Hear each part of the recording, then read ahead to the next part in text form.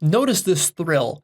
And the best example of this I read online when I was doing research for this episode is I noticed some father was discussing how his young child learned this idea of meta, and he had a label maker. So this child has a label maker, and he used the label maker to print out the word label maker as a sticker and then stick it on the label maker. And as he did all this, he got a great chuckle out of it, and he was very delighted in himself, the child. Now, this might seem like an innocent little example. What does it really say? But actually, what you should notice is that throughout your life, like this child, you too have had encounters with going meta. When you see the frame of a situation and you're able to pop outside of the frame, and when you do this, there's a certain delight that fills your soul. I call this the delight of meta recognition. You recognize that the finger is pointing towards the moon rather than just a finger that you look at.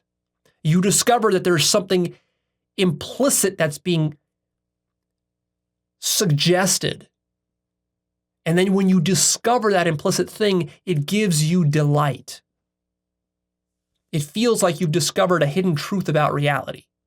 It feels like an inside joke.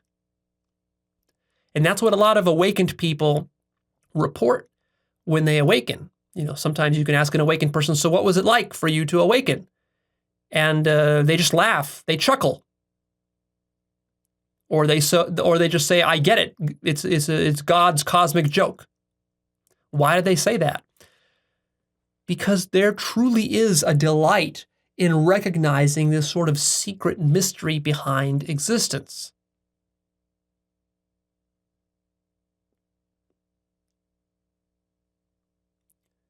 Going meta has this ineffable, slippery quality to it.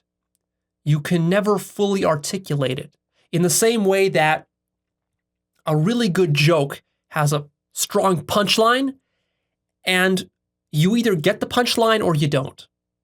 And if you don't get the punchline, explaining the punchline to a person who didn't get it is not the same thing as just getting it right off the bat. So notice that. I want you to notice that. And the next time it happens to you, this meta recognition, the next time it happens, I want you to notice that delight that appears, and I want you to contemplate, what is that delight? Why is this happening? Why do I enjoy this? And I suggest that if you do enjoy it, as you might notice, that you should keep pursuing that and ask yourself the question of like, well, if I got some meta recognition here, where else can I get some meta recognition? Where else can I go meta? And you keep doing it and doing it and doing it. And then as you do that, you develop a sort of a love for it, a delight for it. And then maybe one day that'll lead to your awakening, the ultimate delight.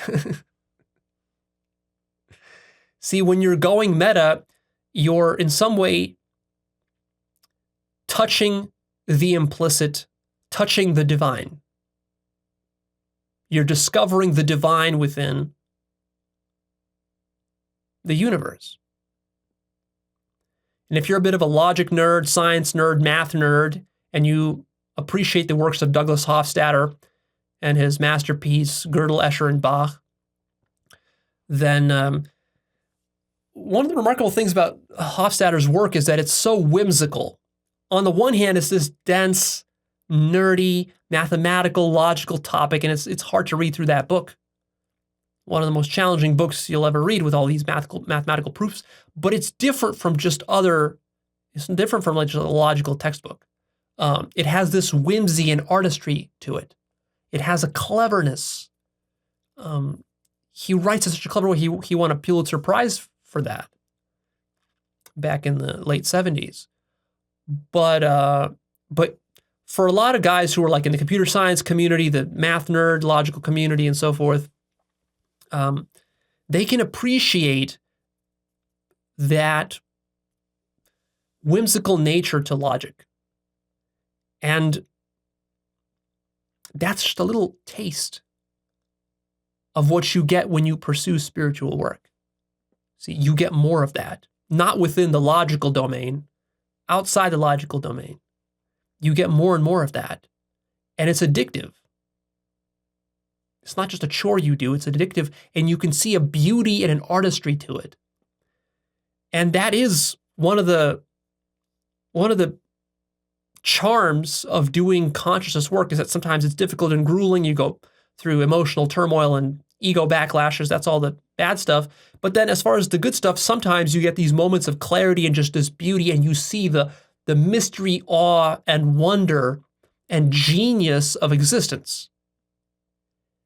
And I would suggest to you that if you entered science and you're a serious scientist, that is really why you're doing science, is for that reason. That's really what you want out of science. You don't want to do dry, boring, crusty old science. You want science which is connected with soul and spirit. So really, we're completely on the same page.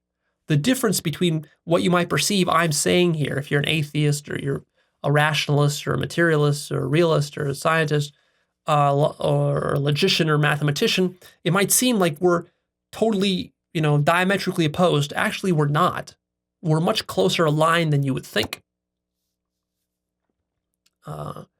Because you and I are both just trying to explore the mystery of nature, right?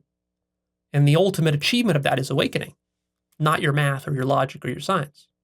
Even though those are little tidbits of it, little tidbits.